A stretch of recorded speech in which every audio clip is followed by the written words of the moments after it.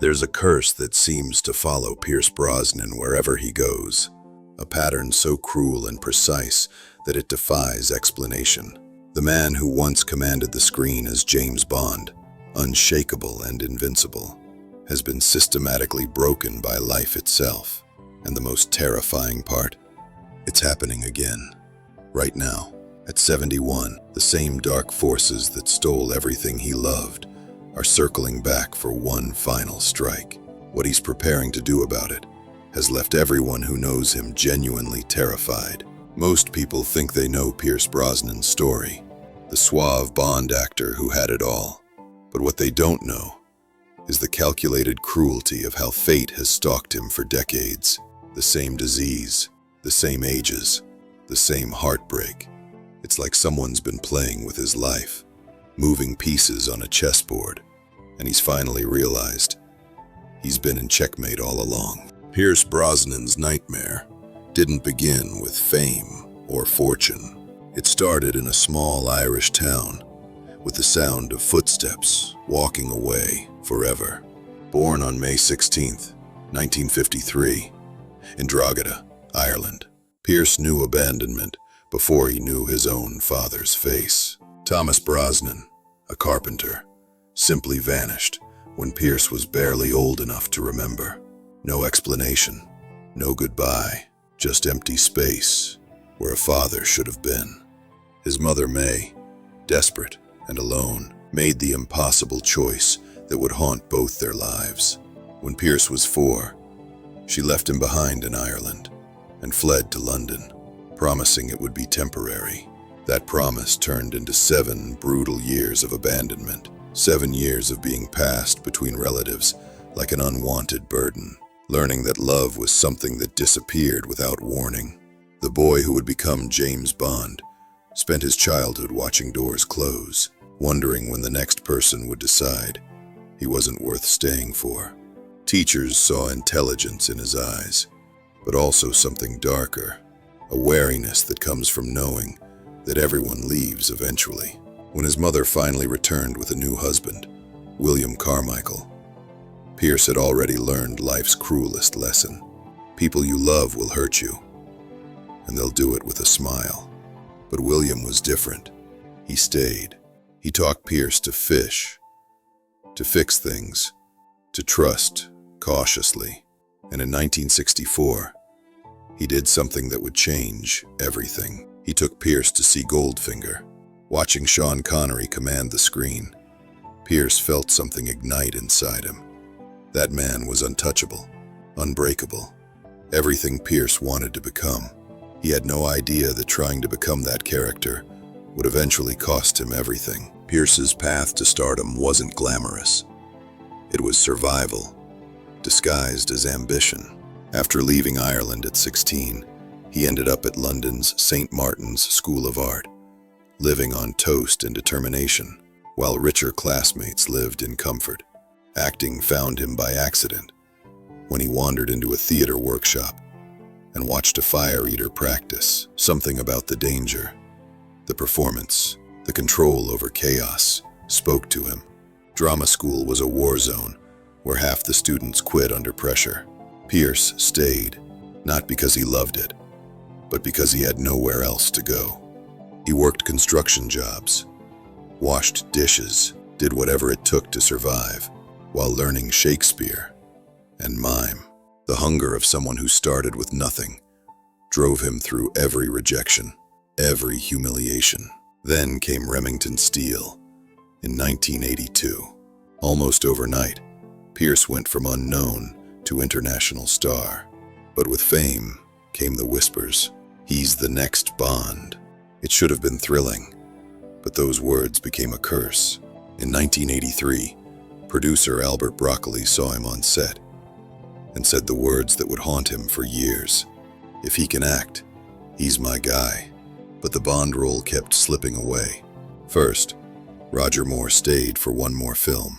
Then, in 1986, just when Pierce was free from his TV contract, NBC renewed Remington Steele, trapping him as the role went to Timothy Dalton instead.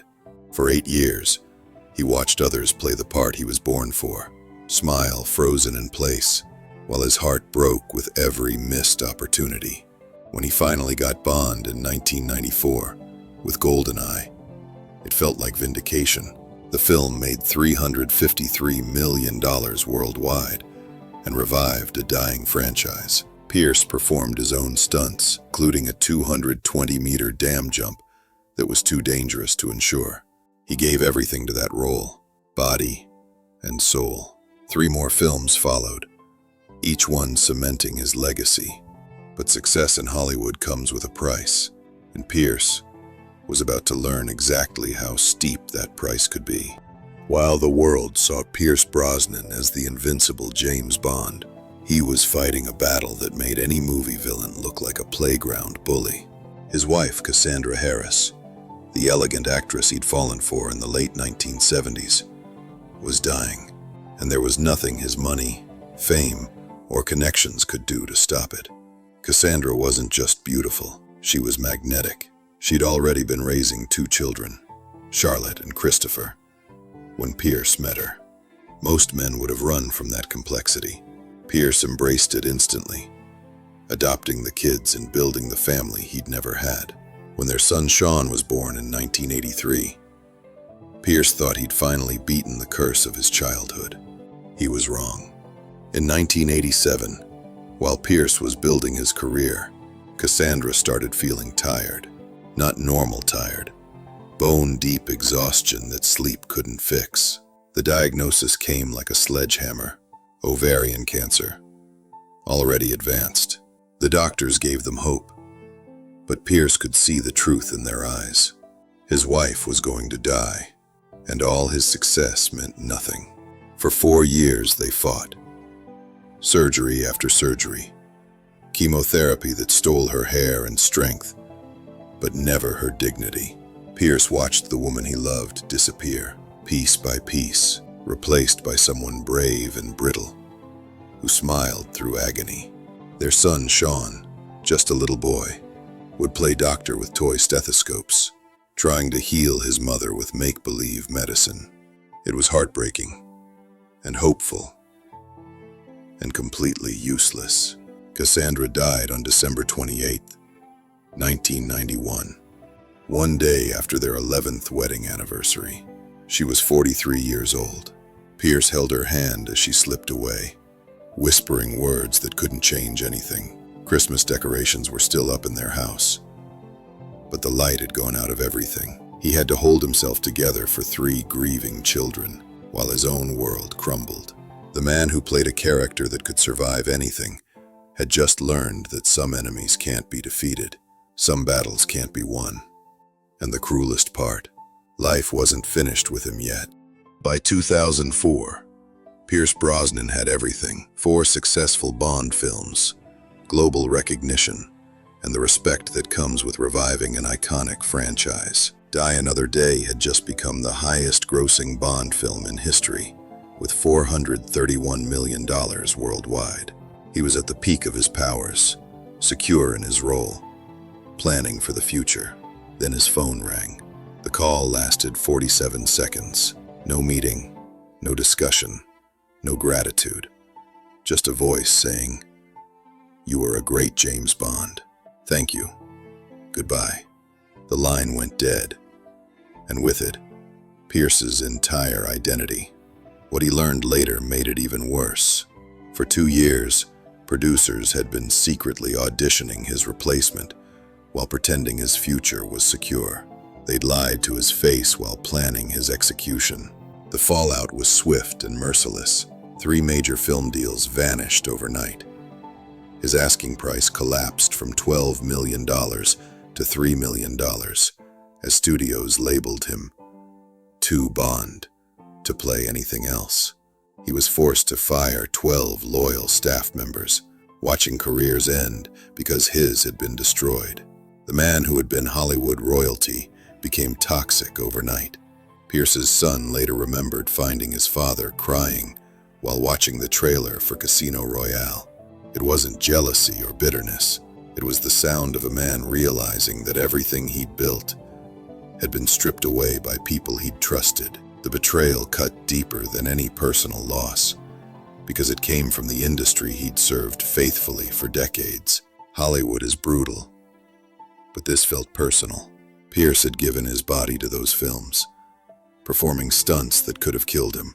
He'd promoted them tirelessly, defended the franchise when critics attacked, and made it profitable again. His reward was a 47-second phone call and professional exile. The message was clear. Loyalty means nothing when you're no longer useful. Just when Pierce thought he understood the depths of loss, life revealed it had been saving the worst for last. In 2010, his daughter Charlotte, Cassandra's girl who'd grown into a beautiful, vibrant woman, started feeling tired. The same bone-deep exhaustion, the same vague aches. Pierce felt the world tilt sideways as the nightmare began again. Charlotte was diagnosed with ovarian cancer at 40. The same disease, the same symptoms, the same progression. It was as if someone had taken Cassandra's death and photocopied it, changing only the date. Pierce found himself back in hospital corridors that smelled like disinfectant and false hope, holding another woman's hand while the same merciless enemy stole her life. In June 2013, knowing the end was coming, Charlotte did something extraordinary. She married Alex, the man who'd stood by her through everything. It was a wedding and a funeral at the same time. Beautiful and heartbreaking. A final middle finger to the disease that was killing her. 2 weeks later, she was gone. Charlotte died at 41. Cassandra had died at 43. Charlotte's son Lucas was 8, the same age Sean had been when Cassandra died. Her daughter Isabella was 15, the exact age Charlotte had been when her mother's battle began. The symmetry was so perfect it felt planned, as if fate had been keeping score and wanted to show off its precision. Today, at 71, Pierce Brosnan should be enjoying his golden years. He has Keely, his wife of over 2 decades, who saved him from complete despair. He has 2 younger sons, Dylan and Paris, who've given him reasons to keep fighting. He's financially secure, creatively fulfilled, and surrounded by love. But those who know him best say he's more worried now than he's ever been. The problem is genetics. Ovarian cancer often runs in families, passed down through generations, like a ticking time bomb. Cassandra died of it. Charlotte died of it. And now Pierce is watching his granddaughter, Isabella, Charlotte's daughter, approach the age when the disease typically strikes. She's 25 now, entering the danger zone, and Pierce is terrified that the pattern isn't finished with his family. But there's something else worrying those closest to him. Pierce has started talking about making sure everything is settled and taking care of unfinished business. He's been updating his will, having serious conversations with lawyers, and putting affairs in order, like a man preparing for something final. The fear is that he's not just worried about Isabella, he's worried about himself. What makes Pierce Brosnan's story so disturbing isn't just the loss, it's the precision of it. The way tragedy has stalked his family with mathematical accuracy, striking at specific ages, repeating patterns, as if someone's been conducting an experiment in human suffering. Cassandra at 43, Charlotte at 41, both from the same disease, Sean at 8, Lucas at 8, both watching their mothers die. The numbers add up too perfectly to be coincidence. The man who once embodied strength and control on screen has spent decades learning that neither money nor fame can protect the people you love. Every triumph has been followed by devastating loss. Every moment of happiness has been borrowed against future pain. And now, as he watches his granddaughter enter the danger zone, he's preparing for what might be the final payment. Those closest to him say Pierce isn't the same man who charmed audiences as Bond. He's quieter now, more careful with his words, as if he's afraid that speaking joy out loud might jinx it. He holds his family tighter, loves more fiercely, and watches the calendar with the intensity of someone who knows that time isn't on his side. The tragic irony is that Pierce Brosnan, the man who made a career playing someone who always escaped death, has spent his real life unable to escape it. It's followed him from Ireland to London to Hollywood, taking the people he loves most and leaving him to carry on with their absence. And as Isabella approaches the age when the family curse typically strikes, Pierce is preparing for what could be his final battle against an enemy that's never lost. The pattern that destroyed Pierce Brosnan isn't finished yet, and somewhere, in the silence between his public appearances and private prayers, the man who was once James Bond is getting ready for his most important mission, saving the next generation from the curse that's defined his life. Whether he succeeds or fails, one thing is certain. The boy who was abandoned in Ireland, who fought his way to the top of Hollywood, only to watch it crumble, who buried his wife and daughter to the same merciless disease, isn't going down without a fight.